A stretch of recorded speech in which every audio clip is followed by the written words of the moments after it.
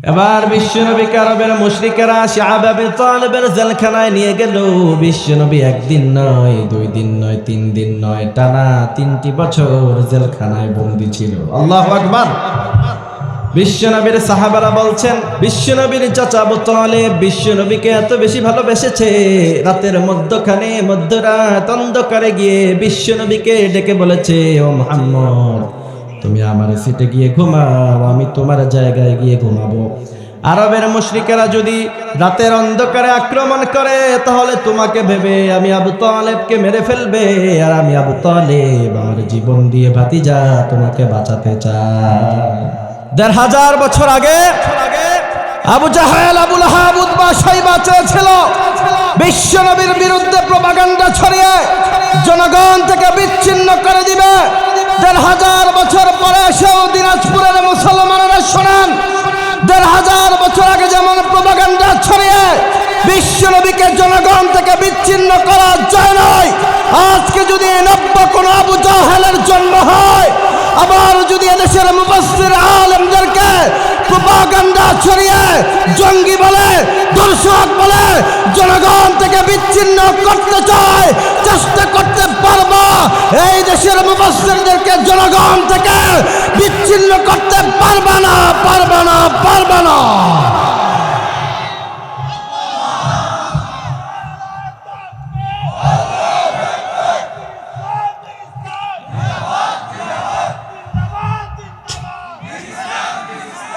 সম্মানিত দিনাজপুরবাসী, কেমন আছেন আপনারা সবাই?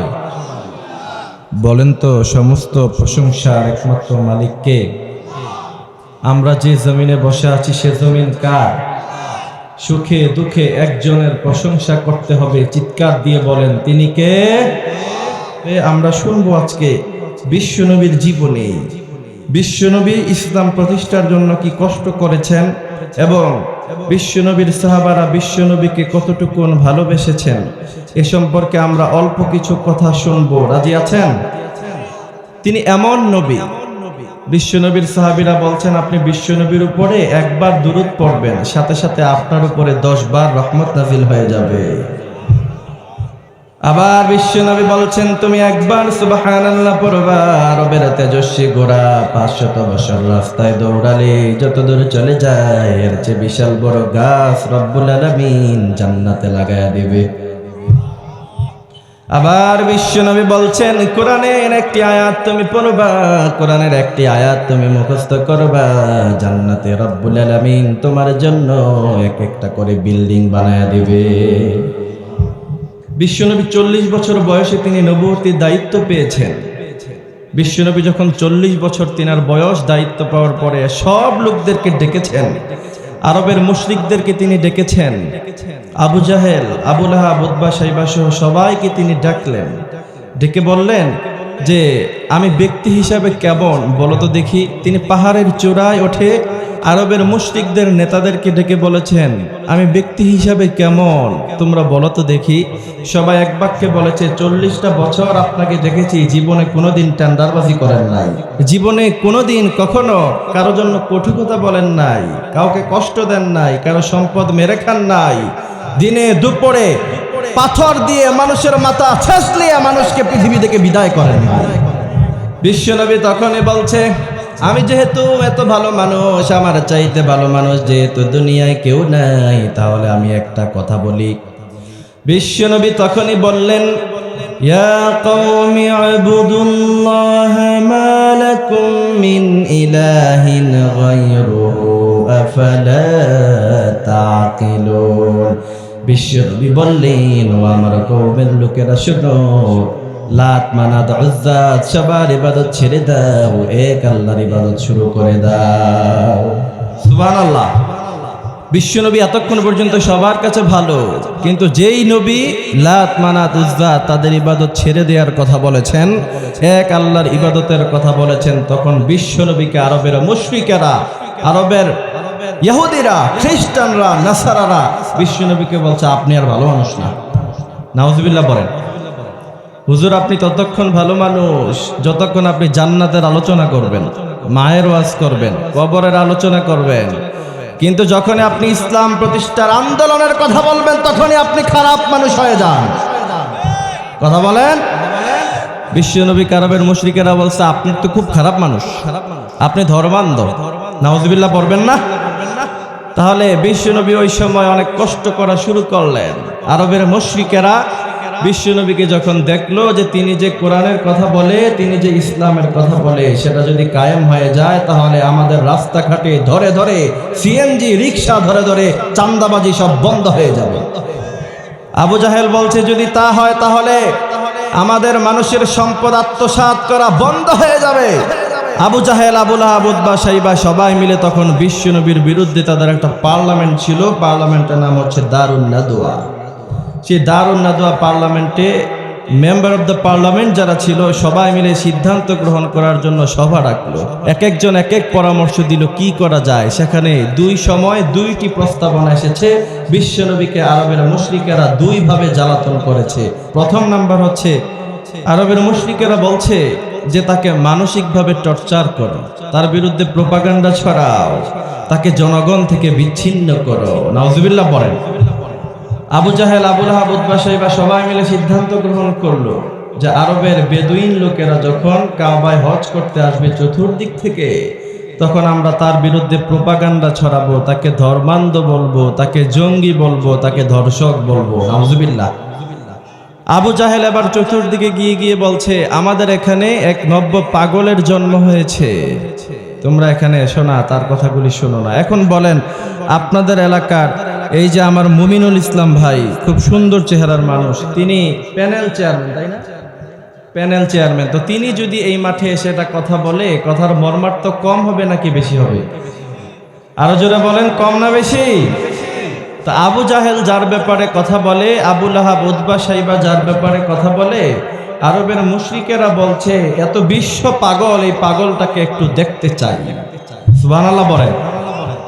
বিশ্বনবীকে যখন আরবের মুশরিকেরা প্রথম নজর দেখেছে কাবার চত্বরে, আমার নবী, আপনার নবী, তিনি দাঁড়িয়ে দাঁড়িয়ে সালাত আদায় করছিলেন, বিশ্বনবীর চেহারার প্রথম ঝলক আরবের মুশরিকেরা যখন দেখেছে, সবাই এক বাক্যে বলে উঠেছে যার চেহারার সৌন্দর্য চাঁদের সৌন্দর্যকে হার মানিয়ে ফেলে, এ আর যাই হোক পাগল হতে পারে না।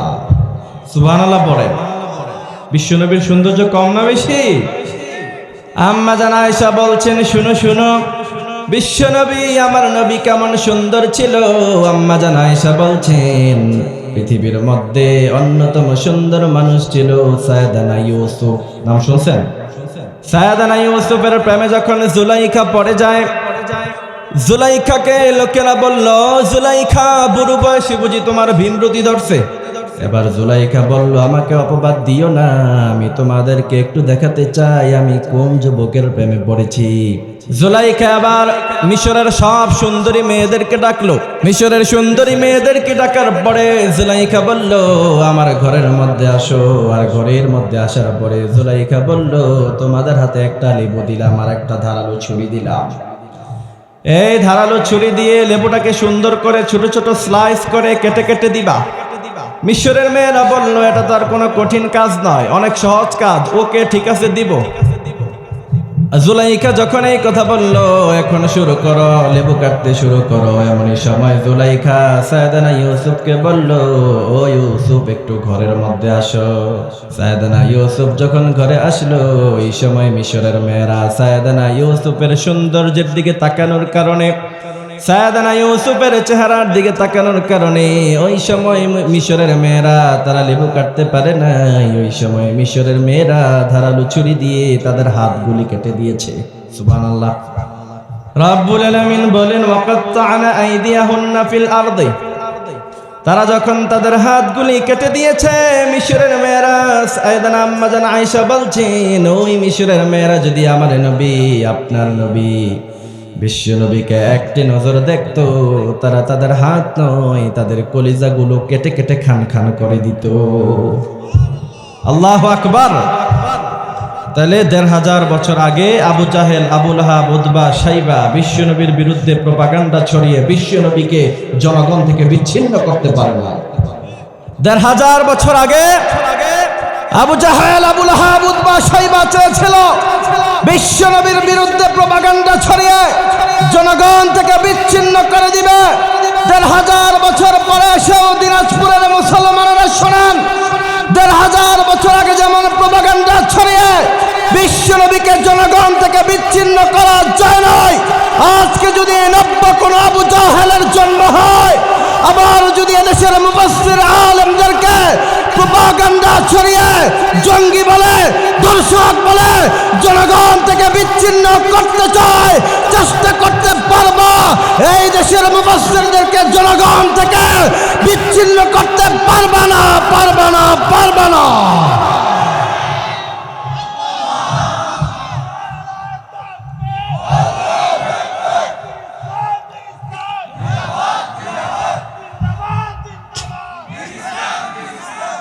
শোনো দিনাজপুরের যুবকেরা, তুমি আল্লাহু আকবারের তাকবীরের ধ্বনি দিবা, কারণ হচ্ছে তুমি তার সন্তান, তুমি তার মিছিলে হাঁটবা যেই মিছিলের শুরুতে হেঁটেছিলেন সাইয়েদনা ওমর। কথা বলেন, যেই মিছিলের শুরুতে হেঁটেছিলেন সাইয়েদনা আবু বকর, যেই শহীদে কাফেলার নেতৃত্ব দিয়েছিলেন বিশ্বনবী মুহাম্মদ সাল্লাল্লাহু আলাইহি ওয়াসাল্লাম। কথা বলেন। সুতরাং তুমি যুবক মানুষ, 25 বছরের চাকরা যুবক, তুমি, তোমার জন্ম হয় নাই সারাদিন ফেসবুকে, টিকটকে, ইউটিউবে রিলস দেখার জন্য। কথা বলেন, কথা বলেন। আজকাল যুবকেরা কি করে? সারাদিন রিলস দেখে, ইউটিউবে রিলস দেখে। তোমার জানা উচিত ফেসবুকে রিলস আর টিকটকে রিলস দেখার জন্য তোমার জন্ম হয় নাই, তোমার জন্ম হয়েছে ভারতের দাদাবাবুদের চোখে চোখ রেখে ইসলাম কায়েমের আন্দোলন করার জন্য। রাজি আছি না নাই? আল্লাহ কবুল করুক, বলে না আমিন। মন খারাপ করছেন? কষ্ট পেয়েছেন? আমরা বাংলাদেশের মধ্যে 18 কোটি মানুষ, মুসলিম হিসাবে সবাই এক কাতারে দাঁড়াতে হবে। যদি এক আল্লাহর বান্দা সবাই হয়ে থাকো হে মুমিন, যদি 17 কোটি মুসলমানের হয়ে থাকে এ জমিন, তবে কিসের বিভাদ, কিসের সংঘাত, কিসের ভিন্ন মত, ভুলে কি গেছো তোমরা সবাই এক রাসূলের উম্মাহ। ঠিক কিনা? আমরা সবাই এক রাসূলের উম্মাহ। আমরা আওয়ামী লীগ হতে পারি, আমরা বিএনপি হতে পারি, আমরা জামাত হতে পারি, কিন্তু কোরআনের কাছে যখন কেউ বেয়াদবি করতে আসবে তাকে ছাড় দেব। কথা বলেন, কথা বলেন। কাউকে ছাড় দেয়া হবে? কাউকে ছাড় দেয়া হবে না। আবার যদি এই দেশের আলেমদেরকে আবার কেউ জেলখানায় নিতে চায়, কোমরে রশি বাঁধতে চায়, আমরা তো 45 মিনিট সময় দিয়েছিলাম, আমাদের পরবর্তী যুবকেরা 45 মিনিট সময় দেবে না। কথা বলেন, খবরদার। এখনো শোনা যাচ্ছে অনেক আলেমদেরকে জেলখানায় নেওয়া হচ্ছে। ইন্টারিম গভর্নমেন্টকে বলতে চাই, এই দেশের সমস্ত আলেমদেরকে যদি জেলখানায় নিয়ে যাওয়া হয়, সমস্ত রশি যদি ফাঁসির কাস্টে ঝোলানোর কারণে শেষ হয়ে যায়, আবার নতুন প্রজন্মের ছেলেরা আলেম হবে, হাফেজ হবে, ইসলামী আন্দোলনের নেতৃত্ব দিয়ে যাবে। খবরদার, আরেকজন আলেমের গায়ে হাত তুলবেন না, আল্লাহ সহ্য করবে না। ঠিক কিনা? এজন্য আমরা সবাই এক হতে হবে। রব্বুল আলামিন বলেন, গোলাম শুনো শুনো, বিশ্বনবীকে যখন আরবের মুশরিকেরা গালি দেয়, বিশ্বনবীর বিরুদ্ধে যখন প্রপাগান্ডা ছড়ায়, বিশ্বনবী তাদের বিরুদ্ধে কোনো কথা বলে না, কারণ বিশ্বনবী কোনো জবাব দেয় না। জবাব যিনি দেয় তিনি কে? আরো জোরে বলেন কে? বিশ্বনবীকেরা প্রথম নাম্বার বলেছিল একটা পাগল। নাউজুবিল্লাহ বলেন, আরো আসতে পারেন নাউজুবিল্লাহ। বিশ্বনবীকে যখন এরা পাগল বলে, বিশ্বনবী তখন তাদের বিরুদ্ধে কোনো কটু কথা বলে না, কোনো জবাব দেয় না। রব্বুল আলামিন সূরাতুল কালামে তাদের দু গালে থাপ্পড় দিয়ে বিশ্বনবীর পক্ষ থেকে জবাব দিয়ে দিয়েছে। সুবহানাল্লাহ বলেন। আরবের মুশরিকেরা যখন বিশ্বনবীকে পাগল বলে, রব্বুল আলামিন তখন বলেন, نون والقلم وما يسطرون ما أنت بنعمة ربك بمجنون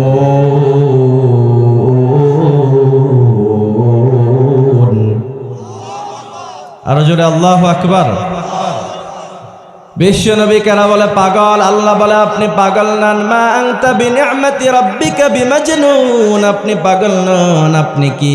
আল্লাহ বললেন ওয়া ইন্নাকা লাআলা খুলুকিন আযীম, আপনি হলেন উত্তম চরিত্রের অধিকারী। আল্লাহু আকবার।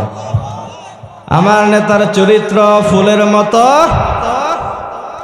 এখন আমার নেতার চরিত্র এমন ফুলের মতো পবিত্র, পরে গোয়েন্দা বিভাগ থেকে রিপোর্ট আসে এক ব্যাংক থেকে 35,000 কোটি টাকা খায় ফেলছে। কথা বলেন। আমার নেতার চরিত্র এমন ফুলের মতো পবিত্র, সাই তারা রাস্তাঘাটের সব টাকা খেয়ে ফেলছে। আমার নেতার চরিত্র এমন ফুলের মতো পবিত্র, আমার নেতা রিক্সাওয়ালা থেকে 10 টাকা নিয়ে নিয়ে চলে। ঠিক কিনা? এরা হলো সবচেয়ে বড় ভিক্ষুক। কথা বলেন। কারণ এই দেশের রিক্সাওয়ালারা খেটে খেটে খায়, এই দেশের সিএনজিওয়ালারা খেটে খেটে খায়। রাস্তাঘাটে যারা মানুষ থেকে চাঁদাবাজি করে চলে, তারা হলো পৃথিবীর সবচাইতে বড় ভিক্ষুক। ঠিক কিনা? তাহলে আমার নেতার চরিত্র ফুলের মতো পবিত্র তখন হবে যখন 5 বছরের পরে দেখা যাবে আমার নেতা একটি টাকা এদিক সেদিক করে নাই। তখন বলা যাবে আমার নেতার চরিত্র ফুলের মতো। কিন্তু বিশ্বনবীর চরিত্রের মধ্যে কোনো কালিমা আছে বলেন? বিশ্বনবীর চরিত্রের মধ্যে কোনো দাগ নাই, কোনো কালিমা নাই। রব্বুল আলামিন নিজে বিশ্বনবীর চরিত্রের সার্টিফিকেট দিয়ে বলে وَإِنَّكَ لَعَلَى خُلُقٍ عَظِيمٍ فَسَتُبْصِرُ وَيُبْصِرُونَ।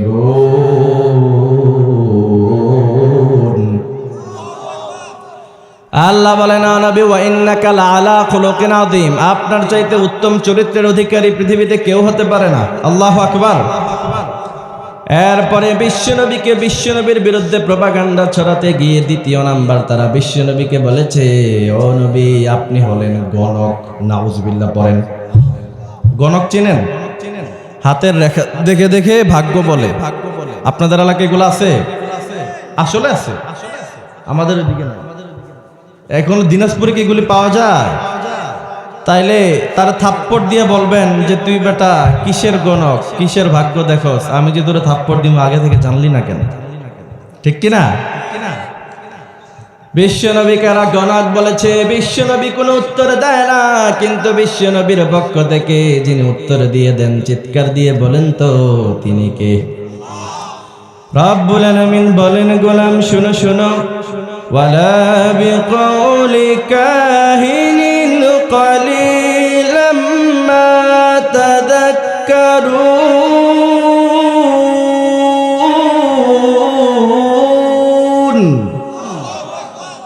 আল্লাহ তাআলা বলছেন ওয়ালা বিকাউলি কাহিন, ও নবী আপনি গণক নন। এরপরে আবার বিশ্ব নবীকে এরা 3য় নাম্বার গালি দিয়েছে তিনি শায়ের, তিনি কবি। কারণ আরবের সময় অনেক কবি ছিল, এরা অনেক খারাপ খারাপ গল্প কথা বলতে পারত, ছন্দ মিল ছিল, অন্তমিল ছিল। বিশ্বের ইতিহাসে সবচাইতে বড় সাহিত্যবিদ ছিল আরবে, অনেক বড় বড় কবি ছিল। তো এরা বিশ্বনবীকে বলছে আপনি তাদের মতো করে কবিতা বলেন। কিন্তু বিশ্বনবী তো কোনো কবি নয়, বিশ্বনবী হচ্ছেন মুহাম্মাদুর রাসূলুল্লাহ। তো বিশ্বনবীকে এরা যখন শায়ের বলে, কবি বলে, আল্লাহ তাআলা নিজেই তার জবাব দিয়ে দেয়। আল্লাহ কি বলেন? রব্বুল আলামিন বলেন গোলাম শুনো শুনো, ওয়ালা বিকাউলি শাইরিন কলিলাম মা তুমিনুন। ও নবী আপনি গণক নন, আপনি কবিও নন, আপনি পাগল নন। আপনি কি? বিশ্বনবীর ব্যাপারে কোরআন 2টি চমৎকার কথা বলেছে।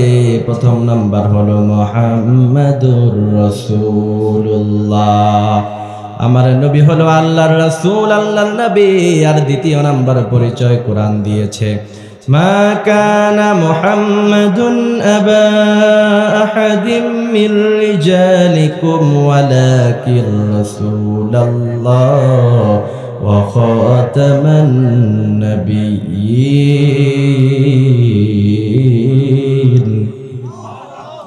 আরো জোরে আল্লাহু আকবার।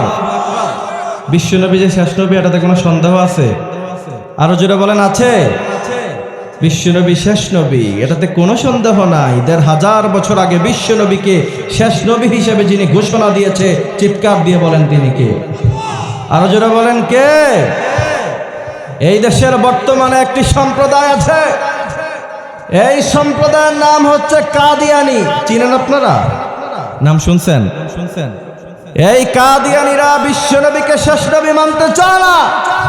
আমরা বলেছি ৯৬% মুসলমানের ৫৬,০০০ বর্গ মাইলে যদি কাদিয়ানিরা বাঁচতে চায়, ইহুদি, খ্রিস্টান, নাসারা, হিন্দুরা যেমন নিজস্ব আইডেন্টিফাই নিয়ে বসবাস করে, ৫৬,০০০ বর্গ মাইলে যদি কাদিয়ানিরা বসবাস করতে চায়, নিজস্ব আইডেন্টিফাই, নিজেদেরকে অমুসলিম ঘোষণা করে বাংলার মাটিতে থাকতে হবে। যদি তা না হয়, বাংলাদেশের মুসলমান কাদিয়ানিদের জন্য ১ ইঞ্চি পরিমাণ মাটি ছেড়ে দেবে না, দেবে না, দেবে না।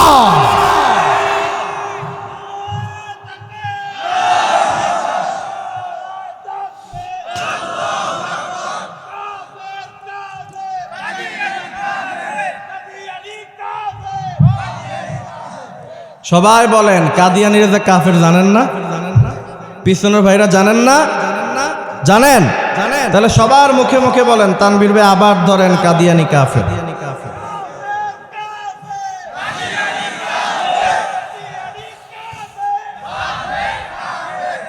দিনাজপুরের মুসলমানেরা, এই দেশের মুসলমান, আমরা আল্লাহ বিশ্বাস করি, কোরআনে বিশ্বাস করি।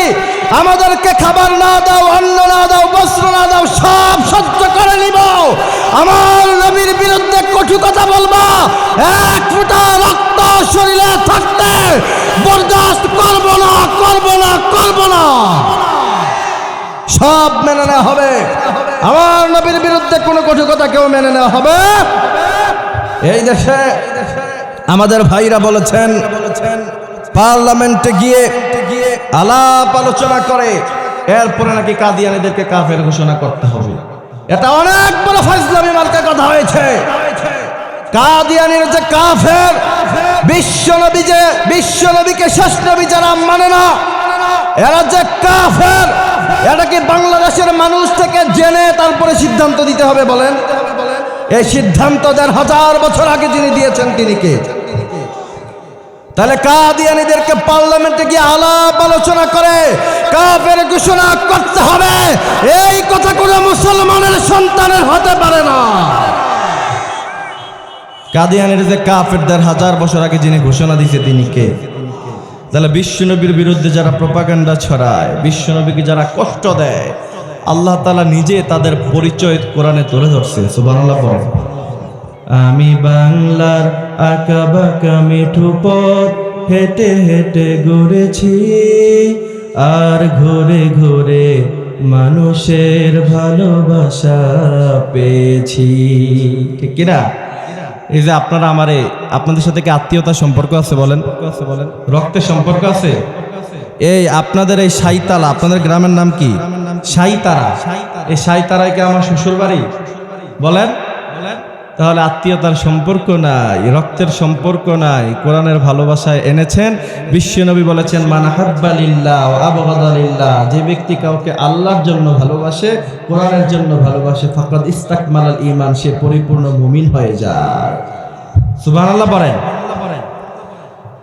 তাহলে বিশ্বনবী আরবের মুশরিকেরা প্রথম নম্বরে যখন দেখলো যে প্রপাগান্ডা ছড়িয়ে কাজ হয় না, প্রপাগান্ডা ছড়িয়ে এদেশের আলেমদের থেকে জনগণকে বিচ্ছিন্ন করতে পেরেছে? বলেন, পারছে? এদেশের একজন জনপ্রিয় আলেম ছিলেন, 13টি বছর জেলখানায় বন্দী ছিলেন, কিন্তু এই দেশের কোন নাস্তিক কোন দাদাবাবুদের কাছে মাথা নত করে না। নাম জানেন? সাইদি, আল্লামা সাইদি। আমি তিনার জানাজায় যাওয়ার আমার সুযোগ হয়েছিল। কত লক্ষ মানুষ যে সেখানে উপস্থিত হয়েছে, ব্যারিকেড দেওয়া হয়েছে, সময়কে কমিয়ে দেওয়া হয়েছে, তারপর হাজার হাজার মানুষ উপস্থিত হয়েছে, প্রমাণ করেছে এই দেশের আলেমদেরকে জেলখানায় নিতে পারবা, বন্দি করতে পারবা, আয়না করে নিতে পারবা, জনগণের হৃদয়ে যে ভালোবাসা আছে তা মুছে দেওয়া যাবে না।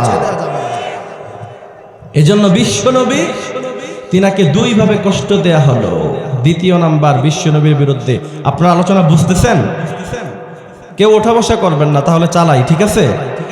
আবার দারুন নাদওয়া পার্লামেন্টে বসে ওয়ালিদ ইবনে মুগীরা স্পিকার ছিল, সবাই মিলে সিদ্ধান্ত গ্রহণ করলো। প্রথম নাম্বার, সিদ্ধান্ত গ্রহণ করে যে কাজ করেছি তা তো 100% ফেলড হয়ে গেছে। বিশ্বনবী তো কোরআনের কথা বলছে, এখন কি করা যায়? সবাই মিলে সিদ্ধান্ত নিল উতবা ইবনে রবিআকে, আবু তালেব তিনি নন মুসলিম ছিলেন, বিশ্বনবীর চাচা, তিনার কাছে পাঠিয়েছে উতবা ইবনে রবিআ। সে গিয়েছে, গিয়ে বিশ্বনবীর ব্যাপারে প্রস্তাব দিয়েছে, আপনার ভাতিজাকে একটু থামান, আপনার ভাতিজাকে দামান, আপনার ভাতিজাকে যদি কোরআন থেকে পিছনে নিয়ে আসতে পারেন, সবাই মিলে এত বেশি সম্পদ জমা করে মুহাম্মদের পায়ের কাছে নিয়ে আসবো যে আমাদের সবার চাইতে মুহাম্মদ আপনার ভাতিজা আরবের শ্রেষ্ঠ ধনী হয়ে যাবে। উতবা ইবনে রবিআ অনেকগুলি প্রস্তাবনা বিশ্বনবীকে দিয়েছিল। তো আবু তালেব আবার বিশ্বনবীর ব্যাপারে ভাবলো, মুশরিকরা আবার বলেছে যদি আপনি আপনার ভাতিজাকে না দমাতে পারেন তাহলে সবাই মিলে আমরা আপনার বিরুদ্ধে যুদ্ধ ঘোষণা করব। ততক্ষণ পর্যন্ত যুদ্ধ করব যতক্ষণ না পর্যন্ত আপনার ভাতিজাকে আমাদের হাতের নাগালে পাই। তো আবু তালেব বলছে, বেশ বিশাল ঝামেলার ব্যাপার, এটা কি করা যায়? তাহলে ভাতিজা তুমি একটু থামো, তুমি একটু কোরআনের আওয়াজ বন্ধ করে দাও। কিন্তু বিশ্বনবী বলেছেন, ঐতিহাসিক উত্তর দিয়েছিলেন, কত বিচক্ষণ মানুষ তিনি বলেছেন, আপনি আরবের মুশরিকদের কাছে গিয়ে বলেন যে আমার ডান হাতে যদি আকাশের সূর্য দাও আর বাম হাতে যদি আকাশের চন্দ্র দাও, তারপরও আমি বিশ্বনবী কোরআন থেকে বিন্দু পরিমাণ পিছনে যাব। সুবহানাল্লাহ পড়েন। রব্বুল আলামিন বলেন, গোলাম শুনো শুনো, وقال الذين كفروا لا تسمعوا لهذا القرآن والغوا فيه لعلكم تغلبون। আরবের মুশরিকেরা বিশ্বনবীকে ১০০০ বছর আগে বিশ্বনবী যখনই কোরআনের কথা বলতো, ইসলামের কথা বলতো, কোরআনের তেলাওয়াত করতো, আরবের মুশরিকেরা বলেছে লা তাসমাউ লিহাদাল কোরআন, তোমরা কোরআন শোনো না, কোরআন শ্রবণ করো না। আবার যারা কোরআনের কথা বলে সেখানে গিয়ে হট্টগোল লাগাও, যেখানে তাফসীর মাহফিল হয় সেখানে বাধা দাও, আছে না নাই? এই ঘটনা আজকের নয়, ১০০০ বছর আগে রব্বুল আলামিন বলেন আরবের মুশরিকেরা চেয়েছে বিশ্বনবী যেন কোরআনের কথাগুলি আরামে না বলতে পারে, বিশ্বনবী যাতে করে কোরআনের কথাগুলি সুন্দর করে না বলতে পারে। আরবের মুশরিকেরা সব সময় বলেছে ওয়াকালাল্লাযীনা কাফারু লা তাসমাউ লিহাদাল কুরআন ওয়ালগাউ ফীহি লাআল্লাকুম তাগলিবুন। কিন্তু বিশ্বনবীর বিরুদ্ধে প্রপাগান্ডা ছড়িয়ে দমাতে পারে নাই। এবার সবাই মিলে প্রস্তাব নিয়ে আসলো, বিশ্বনবী বলেছেন আমি মানব না। এবার সবাই মিলে সিদ্ধান্ত গ্রহণ করলো, বিশ্বনবীকে শাআব আবি তালিবের জেলখানায় ৩টি বছর তিনাকে আটকানো হলো। বিশ্বনবী একদিন নয়, ২ দিন নয়, ৩ দিন নয়, ৩টি বছর শাআব আবি তালিবের জেলখানায় বন্দী ছিল। আল্লাহু আকবার। শাআব আবি তালিবের জেলখানায় বন্দী ছিল। এজন্য বলেন, এই কোরআনের সাথে থাকলে, ইসলামের সাথে থাকলে জেলের ভয় পাওয়া যাবে? আরো জোরে বলেন, পাওয়া যাবে? আমরা ভয় করব একজনকে, তিনি কে?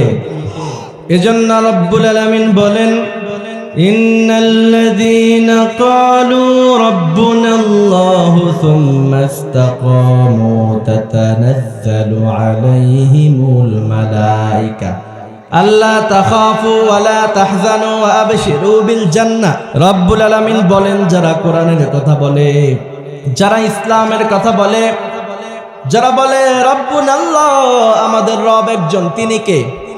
আল্লাহ বলেন সুসংবাদ দিয়ে দাও, ওয়া আবশিরু বিল জান্নাহ, তাদের শেষ স্থান হবে জান্নাত। সুবহানাল্লাহ বলেন।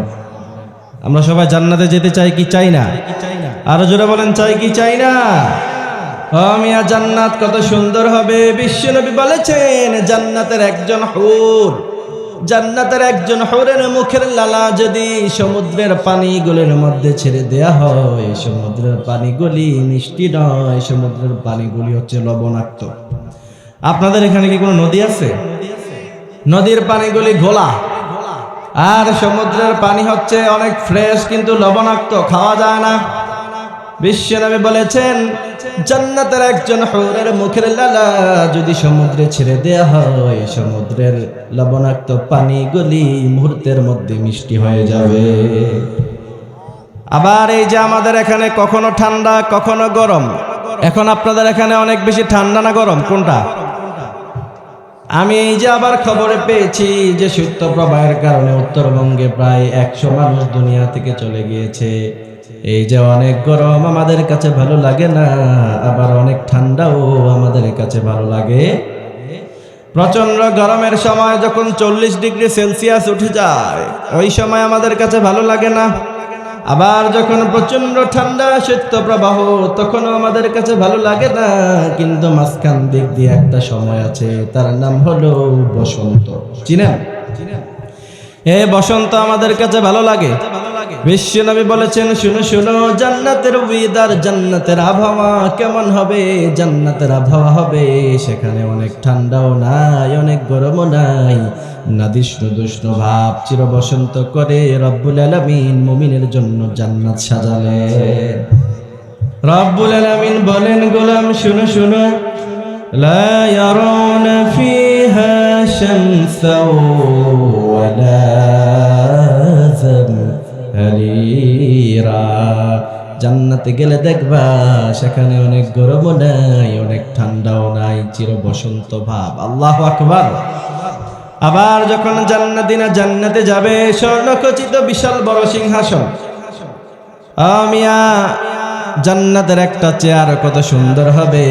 আপনাদের এই শাইতারাতে যদি আপনি একটা বিল্ডিং বানান, শাইতারাতে যদি আপনি একটা ঘর বানান, যদি সুন্দর করে ডুপ্লেক্স, থ্রিপ্লেক্স ঘর বানাতে চান, তাহলে আপনার আর্কিটেক্ট এবং ডিজাইনারের প্রয়োজন পড়বে, ঠিক কিনা?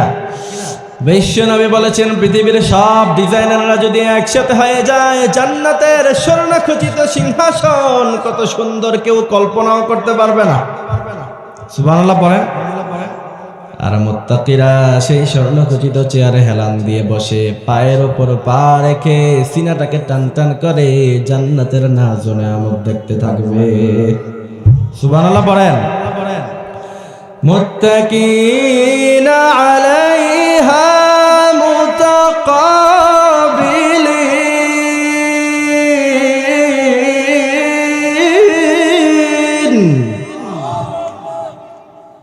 আল্লাহ বলেন মুত্তাকিনা আলাইহা মুতাকাবিলিন, জান্নাতীরা স্বর্ণখচিত চেয়ারে হেলান দিয়ে বসে বসে জান্নাতের নাজ ও নেয়ামত দেখবে।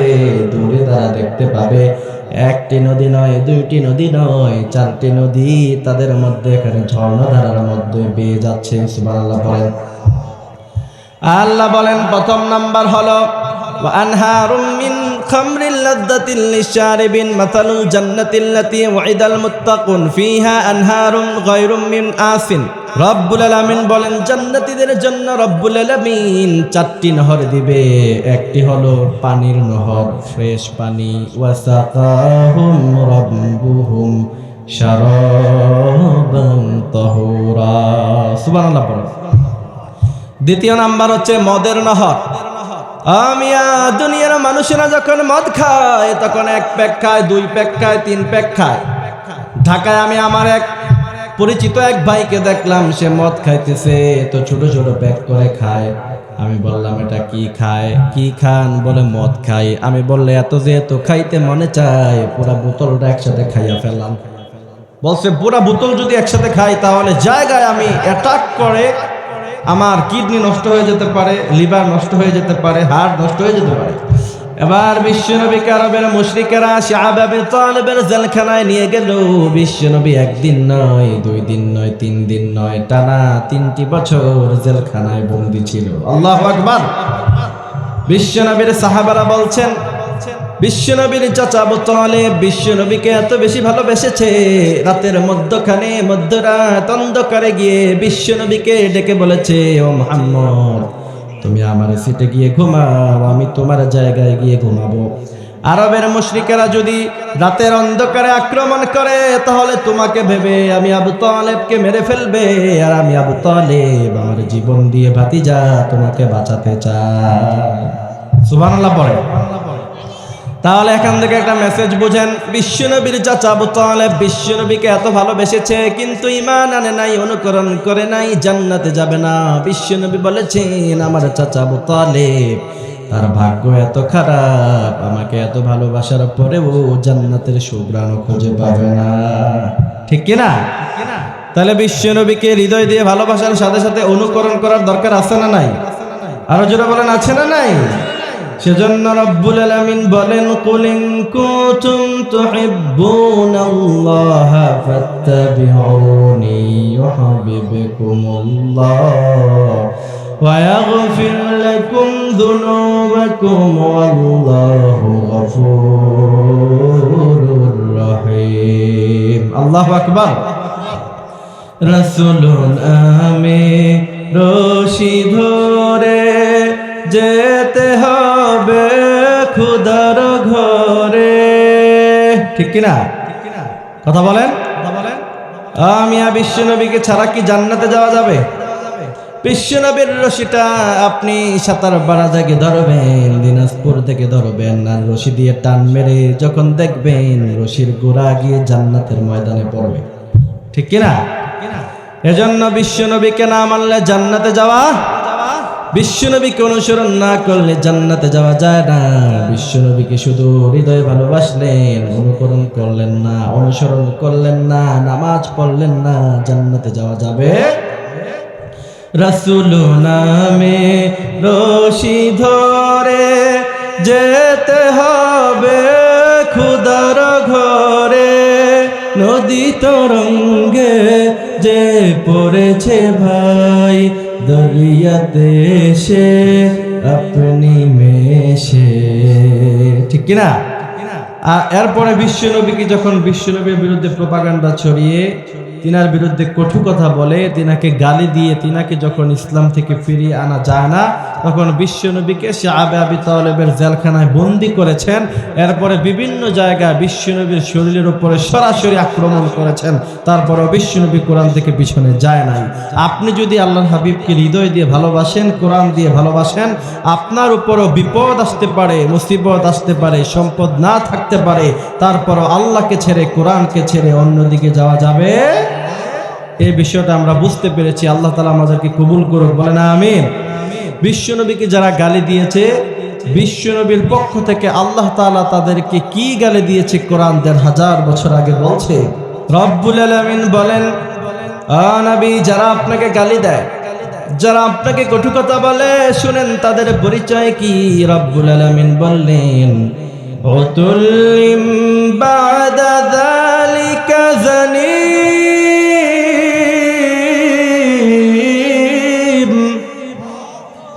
উতুল্লিম বাদা যালিকা জানিমুন না কানা দা মালি ওয়া বানিন।